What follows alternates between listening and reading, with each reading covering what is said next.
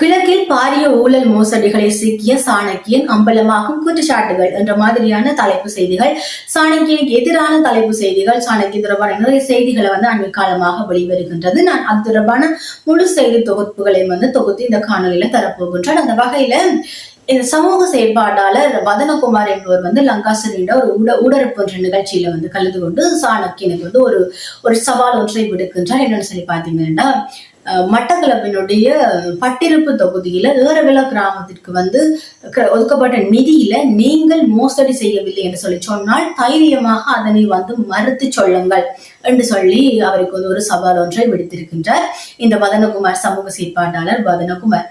இதனுடைய பின்னணி என்னன்னு சொல்லி பாத்தீங்கன்னா, ரணில் விக்ரமசிங்கனுடைய காலத்துல 400 மில்லியன் ரூபாய் இந்த கிழக்குக்கு ஒதுக்கப்படுகின்றது. அதுல இந்த மட்டக்களப்பு பட்டிருப்பு தொகுதியினுடைய ஏறவில கிராமத்துல விளையாட்டு மைதானம் ஒன்றை அமைப்பதற்காக 50 லட்சம் ரூபாய் ஒதுக்கப்படுகின்றது. ஆனால் அந்த கிராமத்துல அந்த விளையாட்டு மைதானம் கட்டப்படாமல் அவர்களுக்கு சொல்லாமல் அதை வேற ஒரு கிராமத்துக்கு அதாவது திருத்தீவுப்பட்டி என்ற கிராமத்துல இந்த விளையாட்டு மைதானத்தை அமைக்கிறார்கள். அந்த விளையாட்டு மைதானம் பொருத்தமற்றதாக இருக்கின்றதால்தான் அந்த விடயம் பேசுபொருள் ஆகின்றது. அதுக்கு பிறகு இந்த விளையாட்டு மைதானத்தை அமைத்தது, அதனுடைய திட்டத்தை நடைமுறைப்படுத்தியது யாருன்னு சொல்லி அந்த குறிப்பிட்ட பிரதேசத்தினுடைய விளையாட்டு கழக இளைஞர்களும் சேர்ந்து இந்த சமூக செயற்பாட்டாளர் வதனகுமாரோட இந்த தகவல் அறியும் உரிமை சட்டம் மூலமாக தகவலை தேடினோம்.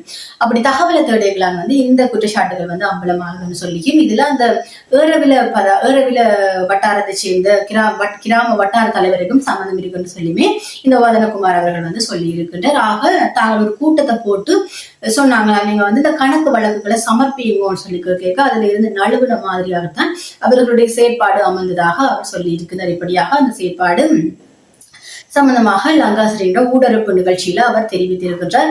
இது தொடர்பான உண்மைத்தன்மை என்பது செய்தியில ஊடகங்கள் தெரிவித்திருக்கின்றார். இந்த வதனகுமாரனுடைய ஒரு கருத்தாக வெளிவந்திருக்க தவிர இது ஒரு உண்மையான, அதாவது இதனுடைய உண்மைப்பாடு நாங்கள் விசாரித்தால் தான் அல்லது மேலதிகமான செய்திகள் வரும்போதுதான் தெரிந்து கொள்ள முடியும். ஏன்னு சொல்லி பாத்தீங்கன்னா, இவ்வளவு காலம்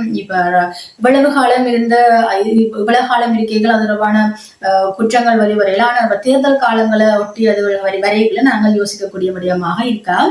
தொடர்ச்சியாக இந்த சாணக்கிய அவர்கள் தொடர்பாக அர்ச்சுனா எம்பி அவர்கள் ஒரு கருத்தொன்றை போட்டிருக்கிறார். ஒரு போஸ்ட் ஒன்றை இந்த மட்டக்களப்பு ரகசியங்கள் என்ற ஒரு சமூக வலைதளம் அதாவது முகப்புத்தகத்துல எழுதப்பட்டிருக்குது சாணக்கியன் அவர்களை பற்றி. என்னன்னு சொல்லி பாத்தீங்கன்னா, நேற்றைய தினம் பாத்தீங்கன்னா ஜனாதிபதி செயலகத்துல ஒரு கூட்டம் ஒன்று நடக்குது. என்னத்துக்குன்னா, இந்த அமெரிக்காவினுடைய 44 விதமான வரி தொடர்பான கூட்டம் ஒன்று நடக்குது. அப்ப இந்த கட்சிகளினுடைய தலைவர்கள் மாத்திரமே ஒரு கட்சிக்கு ஒரு தலைவர் மாத்திரமே பங்கேற்றுக் கொள்ள முடியும். பின்ன எல்லாருமே போறாங்க. அப்ப தமிழரசு கட்சியினுடைய பாராளுமன்ற தலைவராக ஸ்ரீதரன் எம்பி தான் இருக்கின்றார். அப்படி இருக்க ஸ்ரீதரன் எம்பியால வர முடியாம போய்கல ஸ்ரீநேசன் அவர்கள் தான் இந்த தமிழரசு கட்சி சார்பாக அனுமதிக்கப்படுகின்றனர். அப்படி இருக்கிறதுல சாணக்கிய எம்பி அந்த கூட்டத்துக்கு வருகை தருகின்றார்.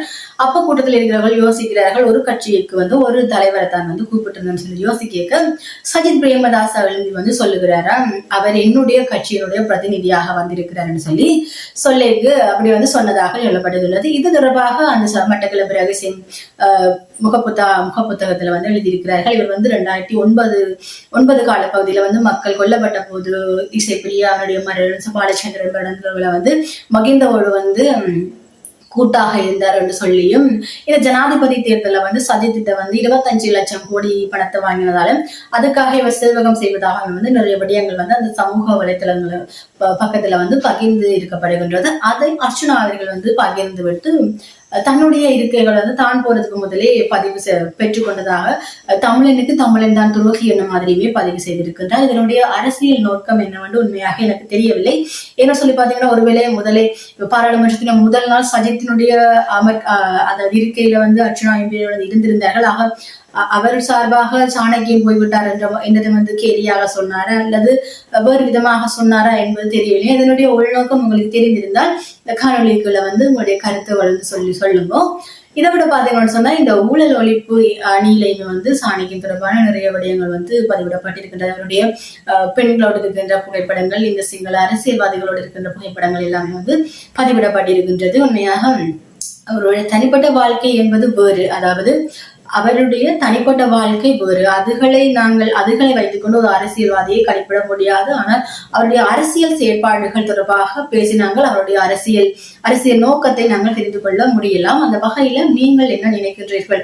சாணக்கியன் ராசமாணிக்கம் அவர்கள் உண்மையிலேயே தமிழ் தேசியம் தொடர்பாக இயங்குகிறார்களா, அல்லது இந்த சேர பூசல்கள் இந்த தேர்தலை மையப்படுத்தி தான் இதுகள் எல்லாமே நடக்கின்றதா என்பதை நீங்கள் என்னுடைய காணொலிக்குள்ள உங்களுடைய கருத்துக்களை மறைக்காமல் பகிர்ந்து கொள்ளுங்கள் என சொல்லிக்கொண்டு இன்னும் ஒரு செய்தி தொகுப்போடு உங்களை சந்திக்கின்றேன். நான் உங்களுடைய சுவன்.